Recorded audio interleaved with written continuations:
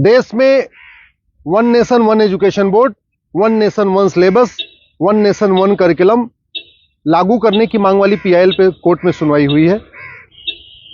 हमने ये मांग किया है कि राइट टू एजुकेशन एक्ट को बदल के राइट टू इक्वल एजुकेशन बनाया जाए और पूरे देश में सिलेबस कॉमन किया जाए। बंगाल वाला बंगाली में पढ़े, गुजरात वाला गुजराती में पढ़े, महाराष्ट्र वाला मराठी में पढ़े, तमिलनाडु वाला अपने तमिल में पढ़े, लेकिन सिलेबस और करिकुलम एक समान होना चाहिए। फिजिक्स का, केमिस्ट्री का, मैथ का, जूलॉजी का, बॉटनी का, इंग्लिश का, हिंदी का, संस्कृत का, ये सारे सिलेबस कॉमन होने चाहिए पूरे देश में। और वो इसलिए जरूरी है क्योंकि सारे के सारे कॉम्पिटिटिव जो एग्जाम हो रहे हैं उनका पेपर एक हो रहा है। इंजीनियरिंग का एक ही एग्जाम होता है पूरे देश के लिए, मेडिकल का एक ही एंट्रेंस एग्जामिनेशन होता है पूरे देश के लिए, एनडीए का एक ही एग्जाम होता है पूरे देश के लिए। इसी तरीके से आईएएस का जो पेपर होता है वो सबके लिए कॉमन होता है, पीसीएस का पेपर सबके लिए कॉमन होता है, बैंक का पेपर सबके लिए कॉमन होता है, रेलवे का पेपर सबके लिए कॉमन होता है। और अब तो यूनिवर्सिटी में एडमिशन के लिए कॉमन जो सीयूईटी हो रहा है वो भी सबके लिए एक पेपर कॉमन है। अब जब एंट्रेंस एग्जामिनेशन का पेपर एक है तो फिर अलग अलग सिलेबस क्यों पढ़ाया जा रहा है? सीबीएसई कुछ अलग पढ़ा रहा है, आईसीएसई कुछ अलग पढ़ा रहा है, यूपी बोर्ड अलग पढ़ा रहा है, बिहार बोर्ड अलग पढ़ा रहा है, बंगाल बोर्ड अलग पढ़ा रहा है। और सारी पढ़ाई करने के बाद जब बच्चा जाएगा एग्जाम देने, उसके लिए सबके लिए एक पेपर होगा। अगर पेपर सीबीएसई के पैटर्न पे सेट होता है तो बाकी स्टेट बोर्ड वालों को इक्वल अपॉर्चुनिटी नहीं मिलती। अगर जो एंट्रेंस एग्जामिनेशन का पेपर है इंजीनियरिंग का, मेडिकल का, एनडीए का, बैंक का, रेलवे का, अगर वो आईसीएसई बोर्ड के पैटर्न पे होता है तो सीबीएसई बोर्ड वालों को और बाकी स्टेट बोर्ड वालों को फिर इक्वल अपॉर्चुनिटी नहीं मिलती। राइट टू एजुकेशन हमारा फंडामेंटल राइट है, इसलिए हमने कोर्ट से ये कहा है कि आप केंद्र सरकार को निर्देश दीजिए, एनसीईआरटी को कहिए एक कॉमन सिलेबस, कॉमन करिकुलम तैयार करे। आज की डेट में जो नवोदय स्कूल है वो पूरे देश में उसका सिलेबस कॉमन है, जो आपका केंद्रीय विद्यालय है उसका सिलेबस भी कॉमन है।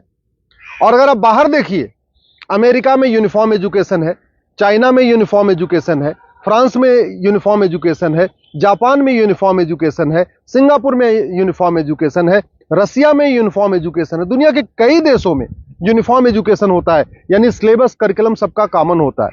हमारे देश में सिलेबस अलग अलग चल रहे हैं, करिकुलम अलग अलग चल रहे हैं। इसके कारण बच्चा कितना भी अच्छा हो पढ़ने में, बिना कोचिंग के वो इंजीनियरिंग क्वालिफाई नहीं कर पाता, क्योंकि वो यूपी बोर्ड का बच्चा कितना भी अच्छा हो एक्सपर्ट पढ़ने में, लेकिन पेपर जो सेट हुआ वो तो सीबीएसई के पैटर्न पे हुआ, तो फिर वो क्वालिफाई नहीं कर पाता। अल्टीमेटली उसको कोचिंग करना पड़ता है। और मैंने ये भी कोर्ट को कहा है कि ये कोचिंग माफियाओं के दबाव में ही वन नेशन वन एजुकेशन लागू नहीं हो रहा है। कोचिंग माफिया इतने पावरफुल है, इनका लगभग 5 लाख करोड़ रुपए का कोचिंग का बिजनेस है हर साल का। अगर वन नेशन वन सिलेबस हो जाएगा, कॉमन सिलेबस, कॉमन करिकुलम हो जाएगा और जो पढ़ाया जाएगा यही पूछा जाएगा, तो लोग कोचिंग नहीं करेंगे। जो मेहनती बच्चे होंगे वो अपनी पढ़ाई करेंगे और उसके बाद एंट्रेंस क्वालिफाई कर लेंगे। लेकिन ये कोचिंग माफियाओं ने ऐसा सिस्टम बना दिया है कि पहली बात तो वन नेशन वन सिलेबस नहीं होने दे रहे, वन नेशन वन एजुकेशन नहीं होने दे रहे, और दूसरा जो 10वीं 12वीं में पढ़ाया जाता है वो एंट्रेंस एग्जाम में पूछा नहीं जाता, जो एग्जाम में पूछा जाता है वो 10वीं 12वीं में पढ़ाया नहीं जाता। इसका मेन ये कारण है कि कोचिंग माफियाओं ने पूरे हमारे एजुकेशन सिस्टम को हाईजैक किया हुआ है। और दूसरी बात ये भी है, जो बुक माफिया हैं, पब्लिशर हैं, ये नहीं चाहते कॉमन सिलेबस कॉमन करिकुलम हो, क्योंकि अगर कॉमन सिलेबस कॉमन करिकुलम हो जाएगा और सिलेबस कांस्टेंट रहेगा, 2 साल 3 साल 4 साल तक वही रहेगा, तो फिर जो पब्लिशर है इनकी किताब कोई नहीं खरीदेगा, लोग एनसीईआरटी किताब खरीद लेंगे। जो एनसीईआरटी छापेगा अगर वही लोग किताब में स्कूल में चलाएंगे तो एनसीईआरटी किताब 100 रुपए की मिलती है, प्राइवेट पब्लिशर उसको 500-1000 रुपए की बेचते हैं। तो बुक माफिया नहीं चाहते कि कॉमन सिलेबस कॉमन करिकुलम हो, एनसीईआरटी किताब हर जगह लागू हो।